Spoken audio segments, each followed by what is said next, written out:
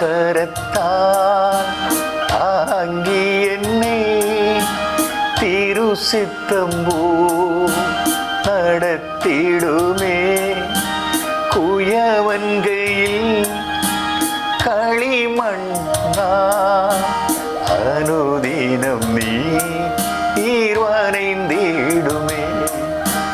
குயவன்கையில் களிமண்ணா அனுதினம் நீர் வரைந்திடுமே.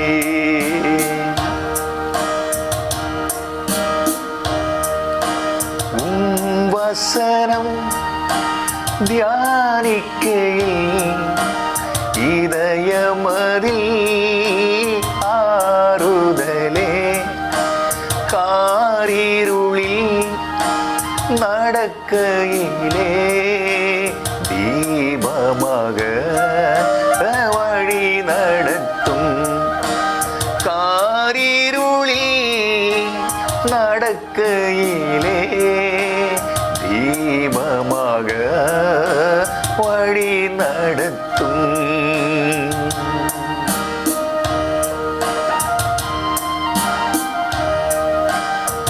ஆழ்கடலில் அலைகளினால் அசையும் போது என் படகில் ஆத்ம நண்பன் இயேசு உண்டு. சேர்ந்திடுவேன் அவர் சமூகம். ஆத்ம நண்பன் இயேசு உண்டு. சேர்ந்திடுவேன் அவர் சமூகம். திருக்கரத்தால் தாங்கி என்னை திருசித்தம்போல் நடத்திடுமே. குயவன்கையில் களிமண்ணான் அனுதினம் நீர் பணிந்திடுமே. குயவன்கையில் களிமண்ணான் அனுதினம் நீர் பணிந்திடுமே.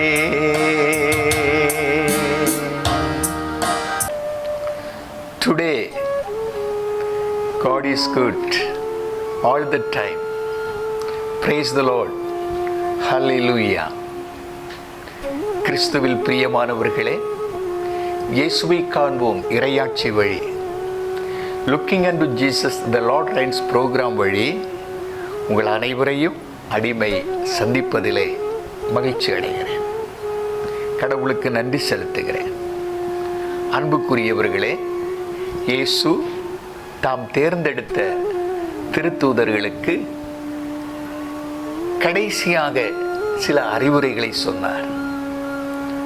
தொடக்கத்திலே சொன்ன அறிவுரை வேறு, இடையிலே சொன்ன அறிவுரை வேறு, கடைசியிலே சொன்ன அறிவுரை வேறு. இறுதியிலே சொன்ன அறிவுரை முதல்ல சொல்லியிருந்தால் ஒரு சீடரும் இருக்க மாட்டார்கள். இயேசு சொல்ல வேண்டிய ரீதியிலே பால் உணவு கொடுக்க வேண்டிய இடத்திலே பால் உணவு கொடுக்கிறார். கட்டியான உணவு கொடுக்க வேண்டிய இடத்திலே கட்டியான உணவை கொடுக்கிறார். அன்புக்குரியவர்களே, இந்த கட்டியான அறிவுரை என்ன? ஒன்றாவது, என்னை விட தந்தையையோ தாயையோ சொந்த மகனிடமோ மகளிடமோ மிகுந்த அன்பு கொண்டுள்ளோர் என்னுடையோர் என கருதப்பட தகுதியற்றவர். அவர் தன்னுடைய தந்தையையோ தாயையோ சொந்த பிள்ளைகளையோ எதுவானாலும் இயேசுவை விட மிகுந்த அன்பு கொண்டிருந்தால் இயேசுவுக்கு உடையவர்கள் என்று கருதப்பட தகுதியற்றவர்கள். அப்படி என்றால் அவர்களை கவனிக்க வேண்டாம் என்று சொல்லவில்லை, அன்பு செய்ய வேண்டாம் என்று சொல்லவில்லை. என்னை விட,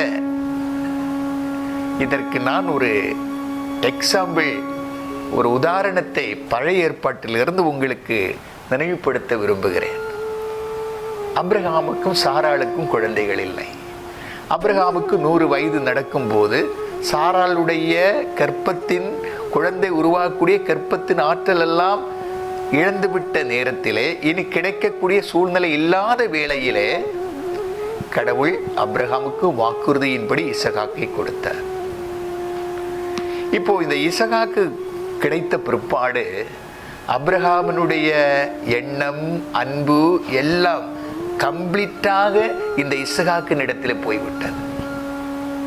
ஒருவேளை கடவுளை பற்றி கூட, கடவுள் தான் இதை அவருடைய ஆசீர்னால் இது கிடைத்தது என்று கூட ஒருவேளை நினைக்காமல் போயிருக்கலாம் என்று நினைக்கிறேன் மனித ரீதியிலே.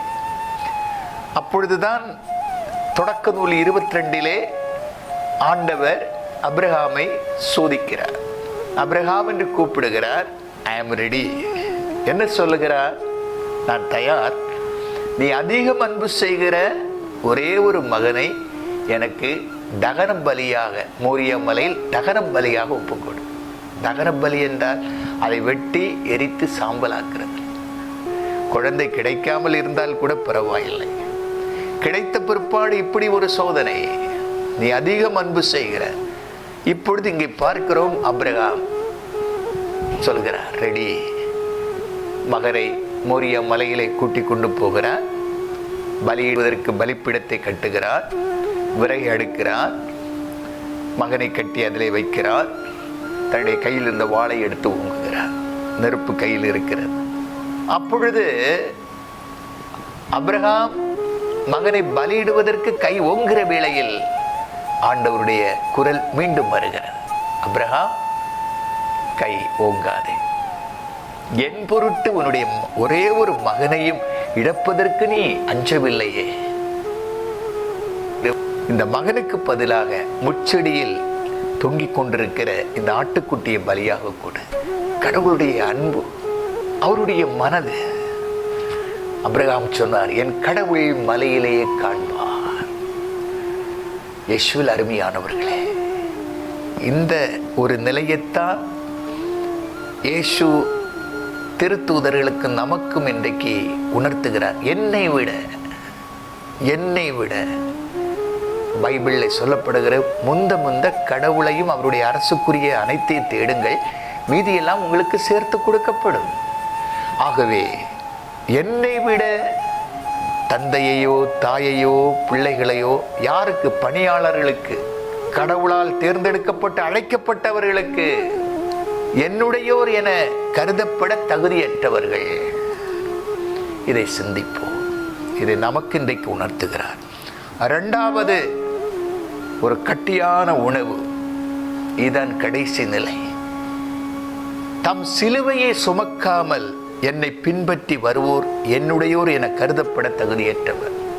ஒன்று, எல்லாவற்றையும் விட அவரை அன்பு செய்கிறது. எல்லாம் அவர். சிந்தனை, சொல், செயல்கள் எல்லாம் அவர். கஷ்டமாக இருக்கிறதா? ஆண்டவர் தருகிற பலத்திலும் அதிகாரத்திலும் அவருடைய அறிவுரையும் நம்முடைய மனதிலே கொண்டு வாழ்ந்தால் அது கஷ்டமானது அல்ல. சில பேர்கள் என்னிடத்தில் கேட்பதுண்டு, எப்படி நீங்கள் தனிமையாக இருக்கிறீர்கள்? எப்படி இந்த பணிகளை எல்லாம் உங்களால் செய்ய முடிகிறது? என்னால் சில நேரங்களிலே அதெல்லாம் அவருடைய வழிநடத்தல். கடந்து வந்த பாதைகளை எல்லாம் நினைத்து பார்க்கும்போது ஆண்டவர் சொன்ன அறிவுரைகள் எல்லாம் என்னுடைய வாழ்வில் நடந்திருக்கிறது, நடந்து கொண்டிருக்கிறது, நடக்கப் போகிறது. காலங்களும் நேரங்களும் வயதுகளும் அனுபவங்களும் பணிகளும் கடந்து போக போக ஒன்றுமில்லை. I am zero. I am only instrument. அவர் என்னை பயன்படுத்துகிறார். பவுல் சொல்கிறது போல அனைத்தையும் குப்பை என்று கருதக்கூடிய ஒரு நிலை. இயேசுவை அறிதலாகிய ஒப்பற்ற செல்வத்தின் பொருட்டு, அவருடைய பணியின் நிமித்தம். இயேசுவில் அருமையானவர்களே, கடைசி அறிவுரை இதுதான். இதை விட வேறொரு அறிவுரை இல்லை. என்னை பின் செல்கிறவன் சிலுவையை சுமக்காமல், பாடுகளை காணாமல், பாடுகள் இல்லாமல் என்னை பின்பற்றி வருவோர் என்னுடையோர் என கருதப்பட தகுதியற்றவர். தகுதி இல்லை. இன்றைக்கு அழைக்கப்பட்டவர்கள் யாராக இருக்கிறீர்கள்? அவருடையோர் என கருதப்பட தகுதி உண்டோ? தகுதி உண்டோ? அதிலே சொல்லப்படுகிறது, தம் உயிரை காக்க விரும்புவோர் அதை இழந்து விடுவர், என் பொருட்டு தம் உயிரை இழப்பவரோ அதை காத்துக்கொள்வர். எவ்வளவு ஆழமான கடைசி அறிவுரை! இதற்கு மேலே ஒரு அறிவுரை இல்லை பணிவாழ்விற்கு. தன்னுடைய உயிரை ஒரு பொருட்டாக நினைக்க மாட்டார்கள். நினைக்காத பணி செய்தவர்கள் உண்டு, இப்பொழுதும் இருக்கிறார்கள். கடவுளால் தெரிந்தெடுக்கப்பட்டு அழைக்கப்பட்ட பணியாளர்கள். இந்த அறிவுரையிலே நீங்கள் செயல்படுகிறீர்களா? அடுத்து இயேசு சொல்லுகிறார், உங்களை ஏற்றுக்கொள்பவர் என்னையே ஏற்றுக்கொள்கிறார்கள், என்னை அனுப்பினவரையே ஏற்றுக்கொள்கிறார்கள், என்னையும் தந்தையையும் பிதாவையும் ஏற்றுக்கொள்கிறார்கள். உங்களை ஏற்றுக்கொள்கிறவர்கள் மட்டுமல்ல, என் சீடன் என்பதால் ஒரு கிண்ணம் தண்ணீர் கொடுப்பவர் கைமாறு பெறாமல் போவார். நல்ல பணியாளர்களுக்கு, இந்த அறிவுரையின்படி வாழ்விலே செயல்படுகிறவர்களுக்கு, வாழ்கிறவர்களுக்கு, பணி செய்கிறவர்களுக்கு நிச்சயம் திருப்பாடலில் சொல்கிறது போல, சிங்கக்குட்டிகள் தாழ்ச்சி அடைந்து பட்டினி கிடக்க நேரிட்டாலும் ஆண்டவரை தேடுவோருக்கும் இந்த அறிவுரையின்படி பணி செய்கிறவர்களுக்கும்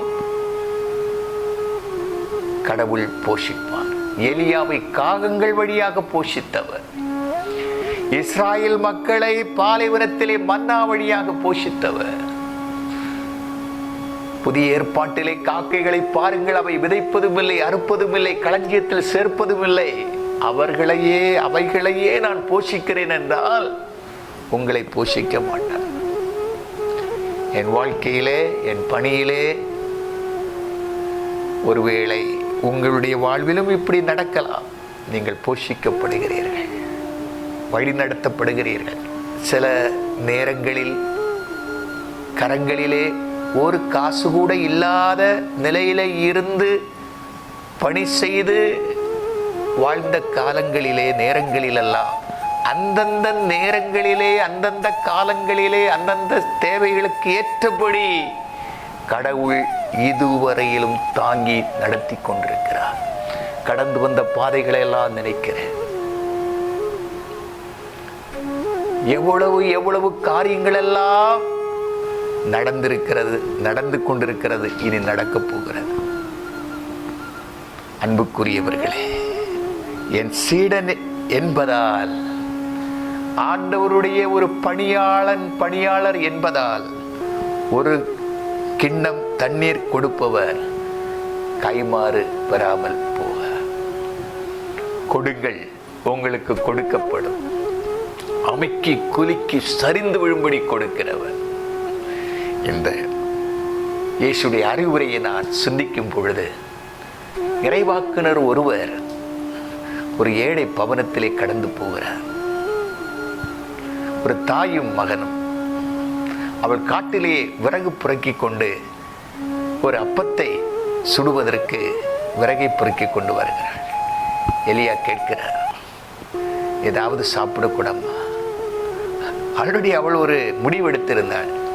இன்றைக்கு இரவிலே நானும் என்னுடைய மகனும் சாப்பிட்டு விட்டு சாக வேண்டும், நாளைக்கு சாப்பிடுவதற்கு வழி இல்லை. இந்த நிலையிலே போய் இறைவாக்கினர் தீர்க்கதரிசி கேட்கிறார், எனக்கு கூட இல்லை. சாவுக்குள்ள மேட்டரை, சாவுக்குள்ள காரியத்தை ஆண்டவருடைய பணியாளருக்கு கொடுத்தார். பஞ்ச காலம் தீரும் வரையிலும் பானையிலே மாவும் குறையவில்லை, கலையத்திலே எண்ணெயும் குறையவில்லை. இந்த செய்தியை கேட்கிற பிள்ளைகளே, கடவுளுடைய பணியாளர்களுக்கு கொடுங்கள். பணியாளர்களே, முதல்ல சொன்னது போல பயணத்திற்கு எதுவும் எடுத்து செல்ல வேண்டாம், அதுவும் ஒரு பணி. ஆகவே இந்த அறிவுரைகள் எல்லாம் இயேசு தாம் தேர்ந்தெடுத்த திருத்தூதர்களுக்கு, அப்போஸ்தலர்களுக்கு, சீடர்களுக்கு இந்த அறிவுரையெல்லாம் சொன்னார். சிலுவையை சுமக்க சொன்னார், பாடுகளை ஏற்றுக்கொள்ள சொன்னார். இயேசு இந்த சிலுவையை சுமந்தார். இயேசு இந்த பாடுகளை சந்தித்தார். என் பின்னே வருகிறவர்களும் இதை பின்பற்ற வேண்டும், இதை ஏற்றுக்கொள்ள வேண்டும். அல்லாமல் என்னுடையவர் என்று கருதப்பட தகுதியற்றவர்கள்.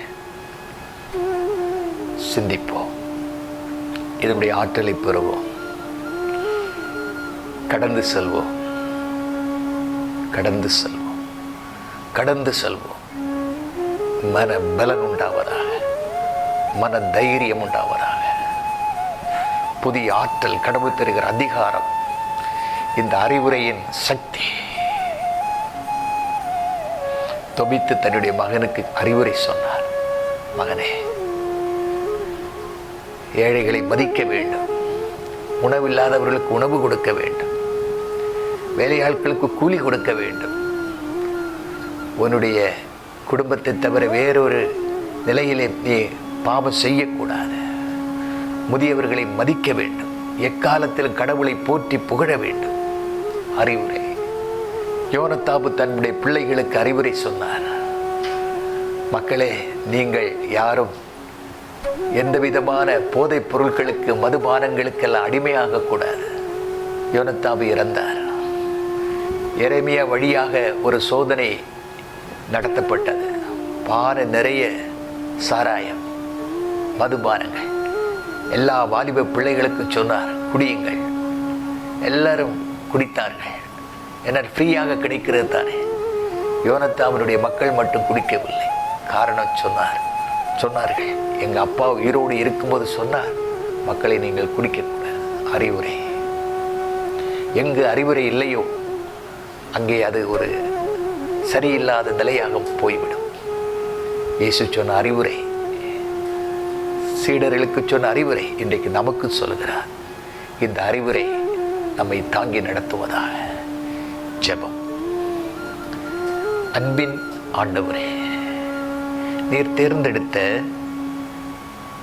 அப்போஸ்தலர்கள், திருத்தூதர்கள், சீடர்களுக்கு தொடக்க முதல் உம்முடைய மரணம் வரையிலும், ஏன் உயிர்ப்புக்கு பிற்பாடு கூட நீர் நித்தியத்திலே, பரலோகத்திலே, வான்வீட்டிலே, தந்தையினிடத்திலே சொல்லும் வரை அறிவுரை சொல்லிக்கொண்டே இருந்தீரப்பா. கடைசி அறிவுரையை நாங்கள் இன்றைக்கு சிந்தித்தோம். அதே வேளையில் இன்றைக்கும் நீர் எங்களுக்கு, உம்முடைய பிள்ளைகளுக்கு அறிவுரை சொல்லிக்கொண்டே இருக்கிறீரப்பா. இந்த அறிவுரைகளின் ஆற்றல் ஒவ்வொரு பணியாளர்களையும் ஆழப்படுத்தி, சக்திப்படுத்தி, பலப்படுத்தி நடத்துவதாக. ஏன் சிலுவை கூட சுமக்க ஏற்பட்டால் அதன் வழியாக உம்முடையவர்கள் என்று கருதப்பட நாங்கள் தகுதியாகிறோம். தகப்பனே, மரணம் வரையிலும் ஆண்டவரே நாங்கள் நிலை நிற்க, எல்லாவற்றிலும் நாங்கள் உம்முடைய அறிவுரையை மையப்படுத்தி கடந்து போக, பணியிலே ஈடுபட, வாழ அருள்தார். எல்லா விதமான உமது அருளையும் ஆசிரியையும் நீர் அழைக்கப்பட்ட பிள்ளைகளுக்கு, அழைத்த பிள்ளைகளுக்கு எடுத்து கொடுக்கிறேன். தூய தந்தையே, ஆமென், ஆமென். God bless you.